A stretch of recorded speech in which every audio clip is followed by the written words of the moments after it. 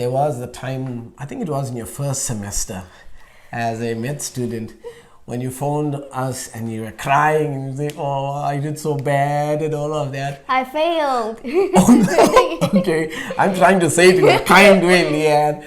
Right? You remember in your first semester when you failed, not at the end of it, in the middle of it. In the middle of it. Right? When you failed that mid-term. Yes. Okay?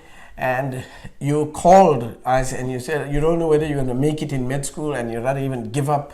Can you just tell us a little bit about that experience without crying? Oh, it is so vivid in my mind because I don't know how, failure is a very crippling moment at the start.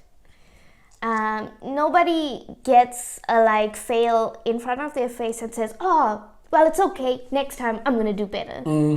That's disappointing when you see that, right? You don't see it and you're like, that's okay, it'll be fine. You don't feel that way immediately. What you see there is disappointment.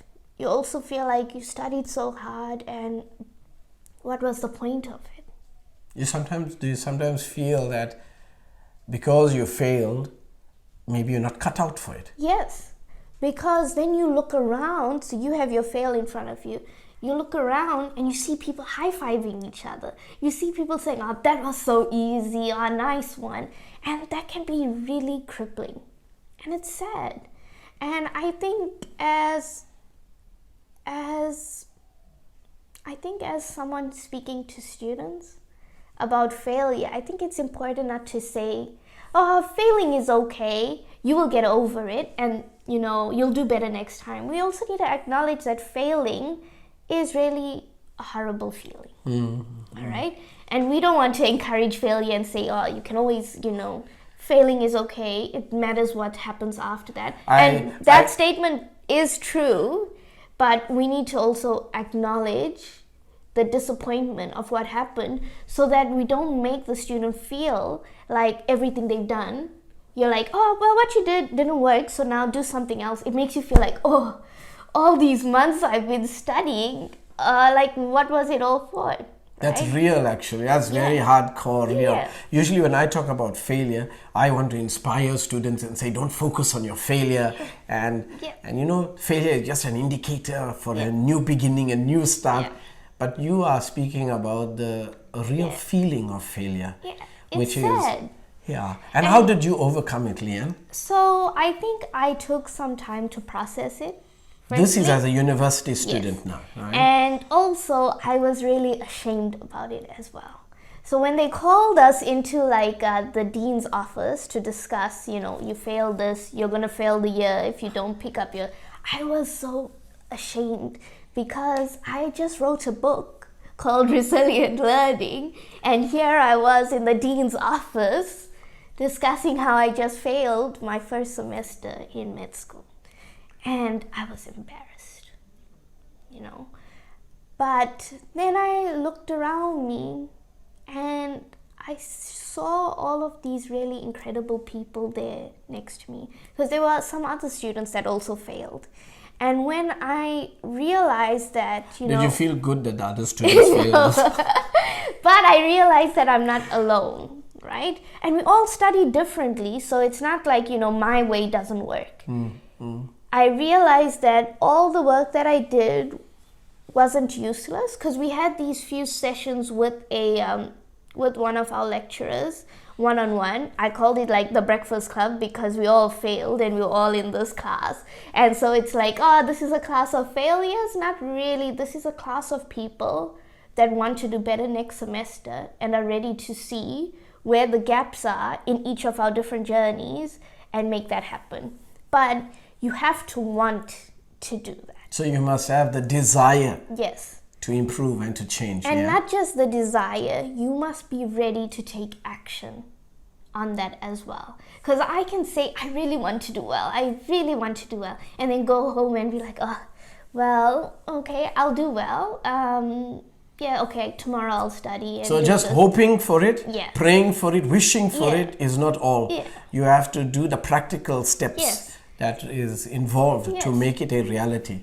So how did What happened after that? It's really hard to listen to criticism as well and take it well, not just cry about it or like, how could they say that about me? So when you get criticism, you need to be able to feed yourself with that and not cripple yourself with that. So when I learned that I failed, I did have a moment of a lot of sadness, but then I realized I don't have time to focus on all of the sadness. Yes, it is really sad, but what I want is that at the end of the year, I will remember the sadness and be happy. Because I will remember that I made steps and changes to have a different outcome at the end of the year. So where did you learn that then? From resilient learning. Yeah, but resilient learning was principles that you applied when you were in school. Yes. So how did that? The same principles that I learned in school are the same principles that I used and carried with me in university. And you think, I wrote the book, what's the need to keep going? I needed to go back to those principles all the time, because even though we wrote, don't chase two rabbits at the same time, I was still trying to do that, and you need to remind yourself. It's something that you can't just read the book and then that's it, right? You need to keep reminding yourself about these things, making yourself aware about these things. But I also had a reason to want to do better in my studies. This wasn't something that I just had to get through. I made a decision that I really wanted to be a doctor when I was in school. And by God's grace, I got into medicine. And so I was given basically this whole opportunity to do exactly what I wanted to do. So when I failed, I wasn't going to just leave my dream there, because that would be me walking away from what I just entered. I just started this, so I said, I want this. So I need to take steps towards this, not behind this and not in the same spot, I failed. I can't sit there forever. I've got so much more to learn. And because I had this reason, because it's something I want, nobody else wants this for me, I want this for myself. And that's a principle that is taught in resilient learning in high school. Yes. When I was studying, I had this goal that I wanted to get to, and that goal was that I wanted to be a doctor, right? The steps that I had to take towards that had to be very precise and intentional. I couldn't say I want to be a doctor and then make decisions that take me away from that. Every decision that I made every day when I studied, or when I watched a video that helped me, or when I went back to resilient learning to get more principles or get help or remind myself, when I asked other people for help, all of these steps were intentional because they all had a purpose to get me closer to my dream. And I wish that when I was in school, I was even more aware of how fundamental that is. Because I think when I was in school, I knew I had dreams, but I was more interested in, yes, I like to get good grades.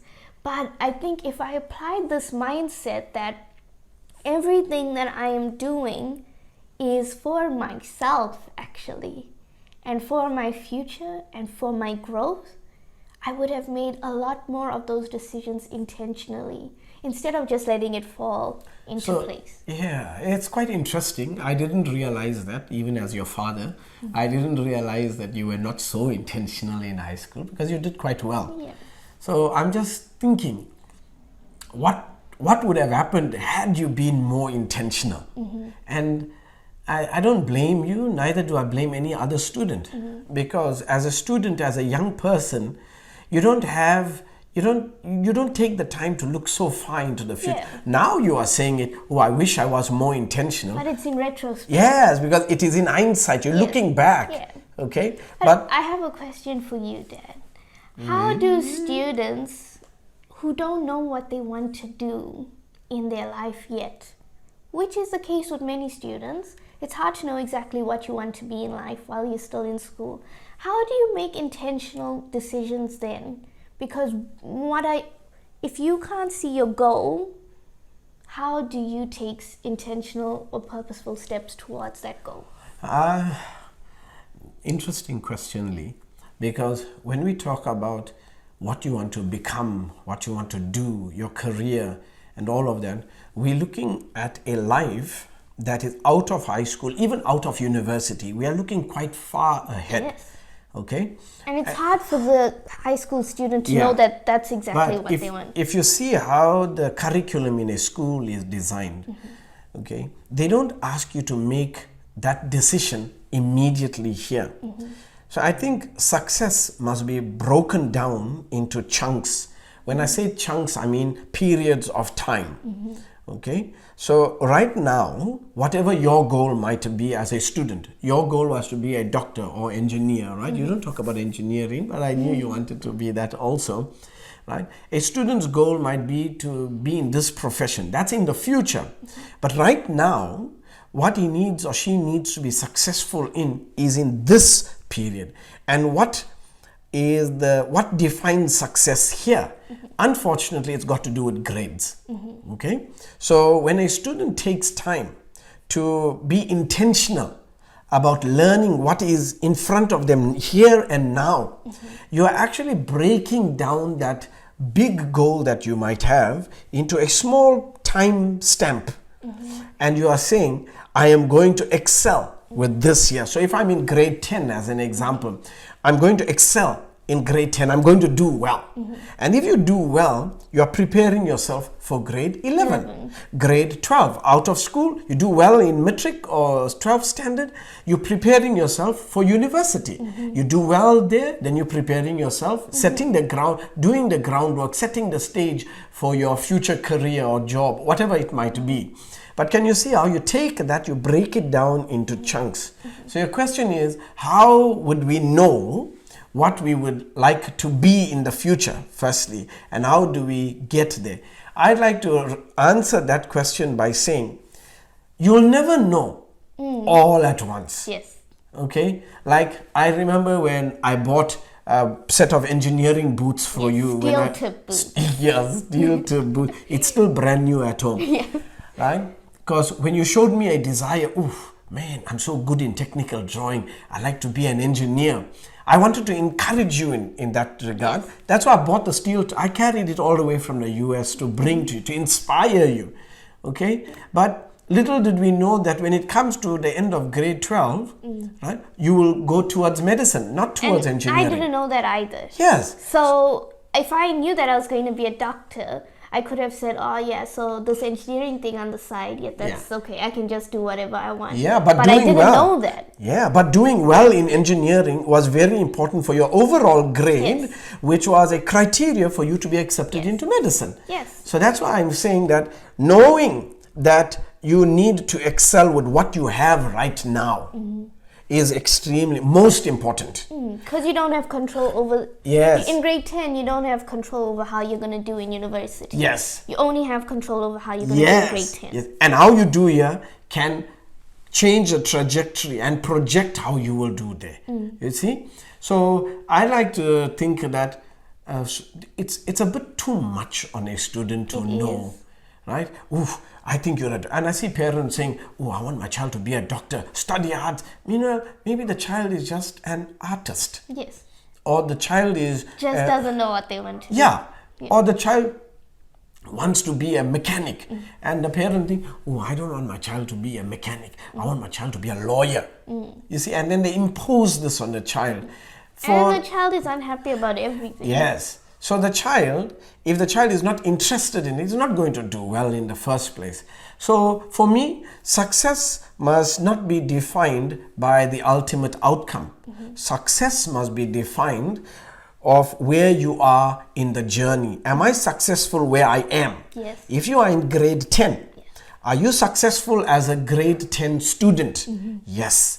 Then whatever your goal is, whatever your dream might be, the chances of you achieving it are much, much higher. Because you're ready for the next step. Yes. So I like what you said initially, Leandra, that when you were in university and you had this moment of failure, which I'm so glad it was just in the middle of the first semester only, I'm glad that you experienced it, because then you had an opportunity to be more intentional in applying the principles of resilient learning.